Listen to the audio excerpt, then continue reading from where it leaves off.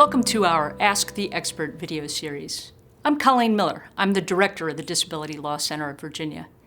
The Disability Law Center of Virginia is the Commonwealth's designated protection and advocacy system. We're here to promote and protect the rights of people with disabilities throughout the Commonwealth.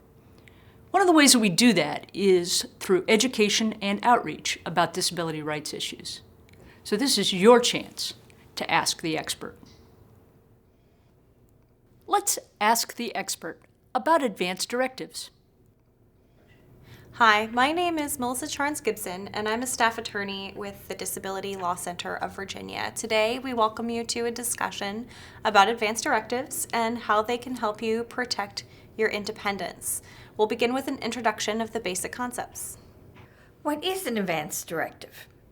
An Advance Directive is a legal document that lets you tell others what kind of health or mental health care you want or don't want. An Advance Directive gives you the opportunity to explain that when you're healthy and you can make your wishes known. You can also choose someone to make healthcare decisions for you if you can't make them yourself. There are many ways to make an Advance Directive, and we'll discuss some of them in later videos. To keep things simple, we've given you a copy of an Advance Directive form developed by DLCV. If you're viewing this video online, you can find it at the link below. This isn't the only way to draft an Advance Directive, but we think it's a great one. Unless we say otherwise, you can assume that all of the information in the video series relates to this form. Hi, Melissa. I've been hospitalized before and have some pretty strong feelings about what I need for recovery. How can an Advance Directive help someone like me? That's a great question. An Advance Directive can help you by giving you the opportunity to let your healthcare providers know which treatments work well and which ones don't. That way they can use the most effective treatments and avoid the ineffective ones altogether. And getting that effective treatment, as quickly as possible can help you shorten or even avoid hospitalization. When I was hospitalized before, my doctors told me that I didn't have capacity. Because of that, I couldn't make my own personal decisions about medications or treatment. Can you explain what capacity is and how an Advance Directive can help someone in that situation? Absolutely. So when you're talking about medical and mental health treatment, capacity is the ability to make informed decisions. It's the understanding of the risks and benefits of each treatment option and being able to make the choice of what's best for you. In Virginia, all adults are presumed to have capacity unless doctors or the courts say otherwise. And if your doctor determines that you lack capacity, they're going to look for someone to make decisions for you. That could be a family member or a friend that you trust, but it could also be someone who doesn't know what treatment you'd prefer. Having an Advance Directive lets you have a say in your treatment even when you're incapacitated, and you can choose someone to make decisions on your behalf. You could write down specific instructions, or you can do both.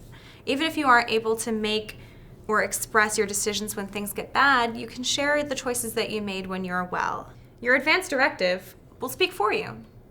How is an Advance Directive different from guardianship or having an authorized representative or other stuff? An Advance Directive allows you to have more say in decisions affecting you than guardianship does. It is something you choose rather than something the court orders for you. When you have an Advance Directive, your right to make decisions returns as soon as you regain capacity. To end a guardianship, you have to go back to court. And an Advance Directive deals only with healthcare decisions. Guardianship can give someone else much broader power, like the power to choose where you live. It can also limit rights like the ability to vote or to get a driver's license. The term authorized representative, or AR, comes from the human rights regulations. If you receive mental health services in Virginia, the program where you receive those services is licensed or operated by the Department of Behavioral Health and Developmental Services, or DPHDS. All of those programs are governed by the human rights regulations. A copy of those can be found online. Under those regulations, the program director can appoint someone to make decisions for you if you can't make them for yourself. However, the AR can only make decisions about treatment provided by that program. For example, if the AR is appointed by the Community Services Board, then they can only make decisions about treatment provided by that Community Services Board. What about court-ordered treatment? The Code of Virginia has a specific section that applies to authorizing treatment for a mental or physical disorder.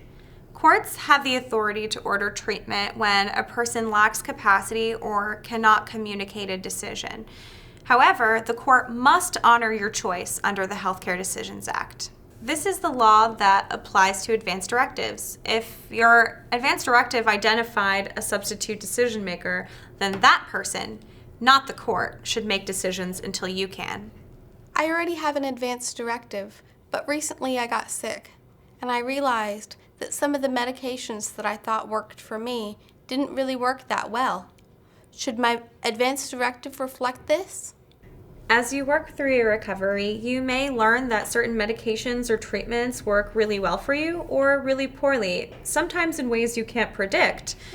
By making changes to your advance directive, you can reflect your most recent preferences. You can make sure that future providers know how to help you. Regularly updating your advance directive will help you make sure that the document accurately reflects your wishes and experiences. Some of what I want for myself is already in my Wellness Recovery Action Plan.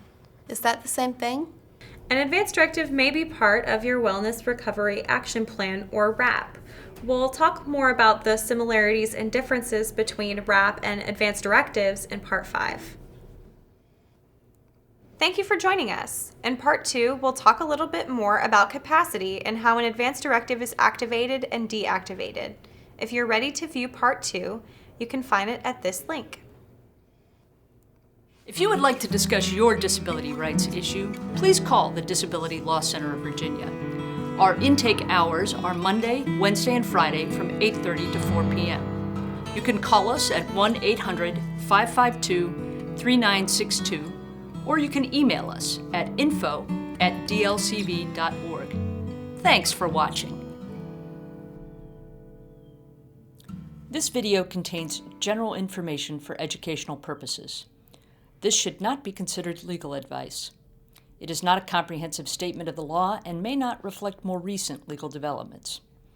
If you have specific questions concerning any matter contained in this video, or if you need legal advice, please consult with an attorney.